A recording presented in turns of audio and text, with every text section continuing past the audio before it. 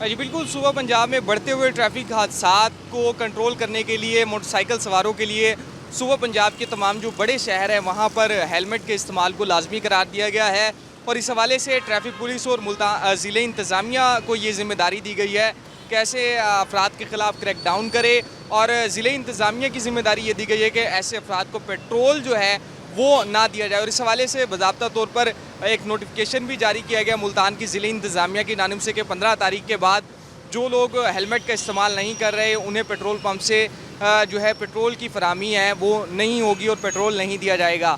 लेकिन city traffic police की जानिब से तो चालान करने का सिलसिला रोज़ाना की बुनियाद पर जारी है। मुल्तान की जो ज़िले इंतज़ामिया के जो अफसरान हैं वो इस वक्त ठंडे कमरों में मौजूद हैं और वो किसी किस्म की जो कार्रवाई है वो करने के लिए तैयार नहीं दिखाई देते। ख़ास तौर पर बात की जाए तो मुल्तान के ट्रांसपोर्ट डिपार्टमेंट को तमाम जो पेट्रोल पंप्स हैं उन पर हेलमेट के जो पाबंदी है उसे यकीनी बनाने के हवाले से हिदायत की गई थी। मुल्तान के सेक्रेटरी आरटीए और सेक्रेटरी आरटीए का जो स्टाफ है उनको ये ज़िम्मेदारी मुल्तान के डिप्टी कमिश्नर की जानिब से दी गई थी कि अपनी टीम के हमरा तमाम जो पेट्रोल पंप्स हैं वो चेक करेंगे।